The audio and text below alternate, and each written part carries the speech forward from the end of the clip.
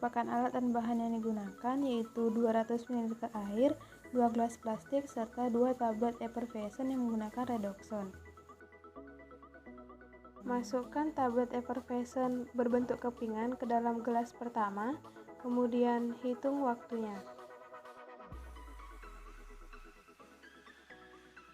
Kedua, masukkan tablet effervescent yang berbentuk serbuk ke dalam gelas kedua, kemudian hitung waktunya. Hasil pengamatan yang diperoleh yaitu pada tabel effervescent kepingan membutuhkan waktu 1 menit 10 detik untuk bereaksi atau larut dengan air sebanyak 100 ml. Sedangkan untuk tablet effervescent serbuk membutuhkan waktu 40 detik untuk bereaksi atau larut dengan air sebanyak 100 ml. Berdasarkan hasil pengamatan yang diperoleh, yaitu tabel effervescent serbuk lebih cepat bereaksi atau larut dengan air dibandingkan dengan tablet effervescent kepingan. Hal ini terjadi karena faktor luas permukaan zat yang akan direaksikan, di mana luas permukaan zat yang akan direaksikan mempengaruhi laju suatu reaksi. Pengaruh luas permukaan terhadap laju reaksi yaitu semakin luas permukaan zat yang akan direaksikan, maka semakin lama waktu yang diperlukan untuk bereaksi. Begitu juga sebaliknya, semakin kecil permukaan zat yang akan direaksikan, maka semakin cepat pula waktu yang diperlukan untuk bereaksi. Berdasarkan pembahasan yang telah dipaparkan, dapat disimpulkan bahwa luas permukaan zat yang akan direaksikan sangat berpengaruh terhadap laju reaksi. Pengaruh luas permukaan terhadap laju reaksi yaitu semakin luas permukaan zat yang akan direaksikan, maka semakin lama pula waktu yang diperlukan untuk bereaksi, begitu juga sebaliknya.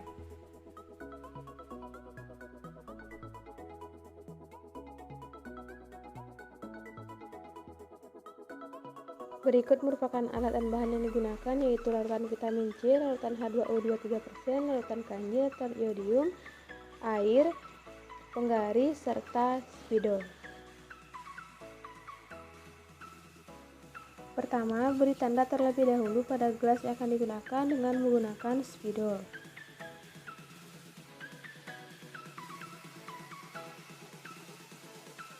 Kemudian campurkan 5 ml larutan stok vitamin C dan campurkan dengan mililiter larutan iodium. Kemudian menambahkan kembali dengan aquades atau air sebanyak 15 ml.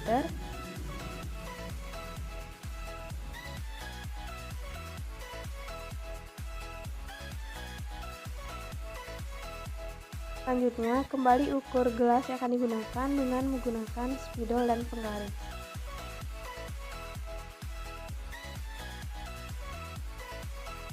Tuangkan 15 ml larutan hidrogen peroksida 3%.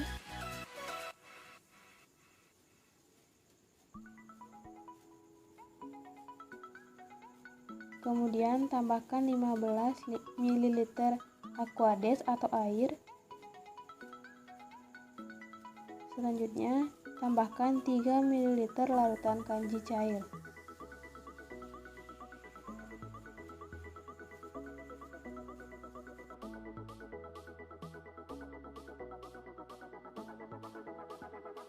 Tuangkan larutan A ke dalam larutan B, kemudian hitung waktunya dan amati perubahan warna yang terjadi.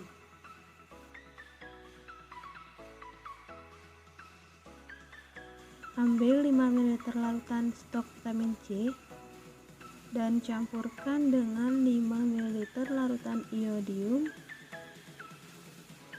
Kemudian tambahkan dengan 30 ml aquades atau air.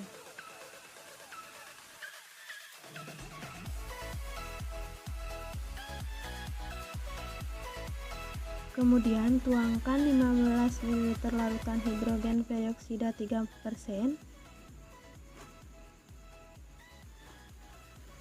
Kemudian tambahkan 30 ml aquades atau air. Selanjutnya, tambahkan 3 ml larutan kanji cair.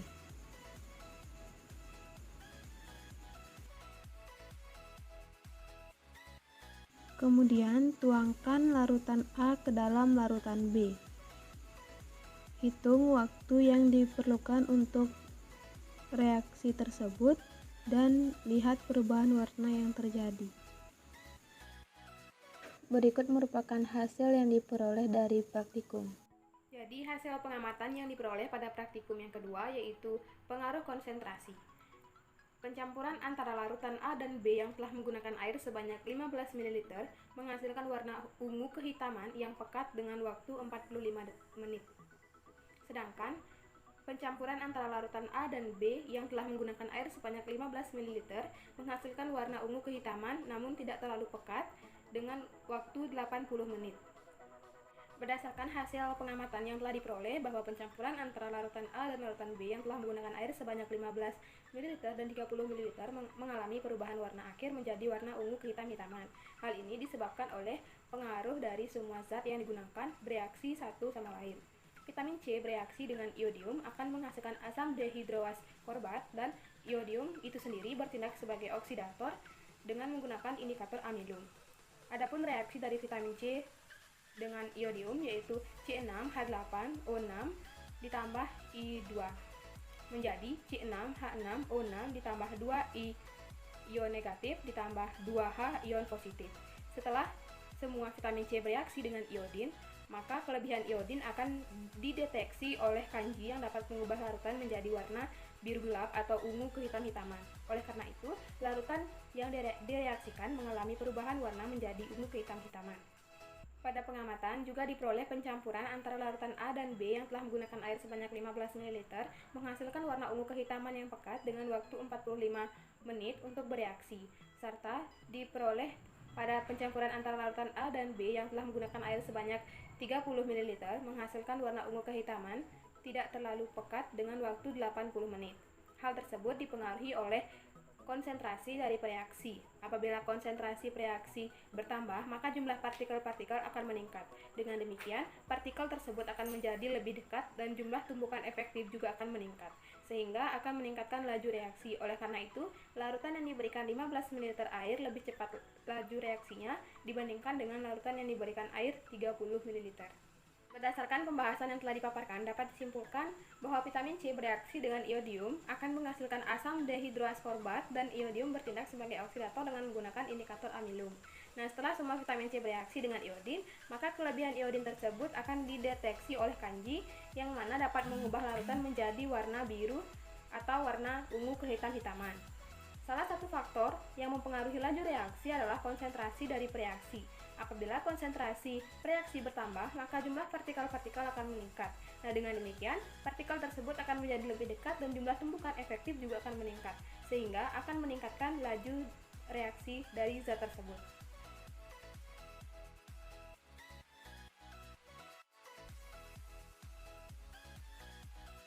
Berikut merupakan alat dan bahan yang digunakan. Ambil 5 ml larutan vitamin C dan campurkan dengan 5 ml larutan iodium. Kemudian tambahkan dengan 30 ml aquades atau air. Tuangkan 15 ml larutan hidrogen peroksida 3%. Kemudian tambahkan 30 ml aquades atau air. Selanjutnya tambahkan larutan kanji sebanyak 3 ml.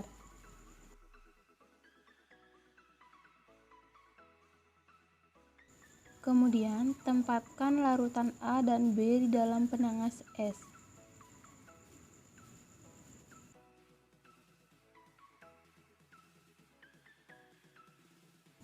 Setelah didinginkan, tuangkan larutan A ke dalam larutan B. Mulai catat waktu segera setelah kedua larutan tercampur dan amati perubahan warna yang terjadi. Ambil 5 ml larutan vitamin C dan campurkan dengan 5 ml larutan iodium.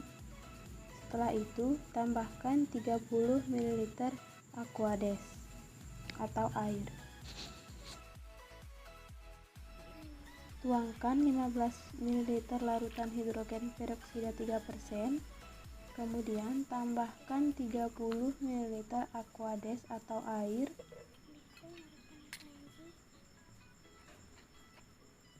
Setelah itu, tambahkan 3 ml larutan kanji cair. Selanjutnya, diamkan kedua larutan pada suhu ruangan. Kemudian, tuang larutan A ke dalam larutan B. Mulailah catat waktu segera setelah kedua larutan tercampur dan amati perubahan warna yang terjadi. Berikut merupakan hasil yang diperoleh. Adapun hasil pengamatan dari pengaruh suhu yaitu pencampuran antara larutan A dan B yang direndam dengan menggunakan es menghasilkan warna ungu kehitaman namun tidak terlalu pekat, yang mana membutuhkan waktu 90 menit untuk bereaksi. Sedangkan pencampuran antara larutan A dan B dengan suhu ruangan menghasilkan warna ungu kehitaman yang pekat dengan membutuhkan waktu 60 menit untuk bereaksi. Berdasarkan hasil pengamatan yang telah diperoleh, yaitu pencampuran antara larutan A dan B yang direndam dengan menggunakan es maupun menggunakan suhu ruangan menghasilkan warna ungu kehitaman. Nah, peristiwa tersebut dipengaruhi oleh zat-zat yang digunakan bereaksi satu sama lain. Seperti contoh vitamin C yang bereaksi dengan iodium yang akan menghasilkan asam dihidroaskorbat, yang mana iodium bertindak sebagai oksidator.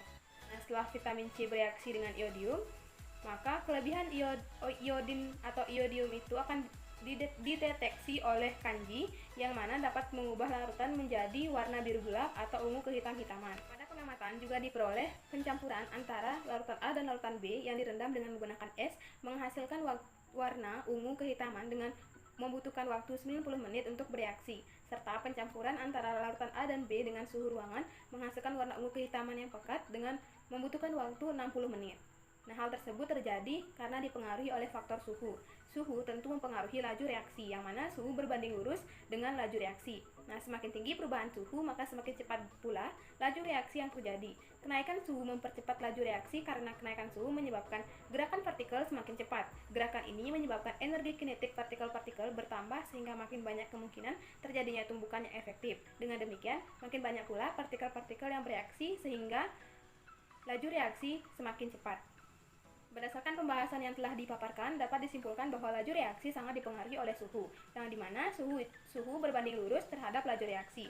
Semakin tinggi perubahan suhu, maka semakin cepat pula laju reaksi yang terjadi. Kenaikan suhu mempercepat laju reaksi karena kenaikan suhu menyebabkan gerakan partikel semakin cepat. Gerakan ini menyebabkan energi kinetik partikel-partikel bertambah sehingga makin banyak kemungkinan terjadinya tumbukan yang efektif sehingga laju reaksi juga meningkat.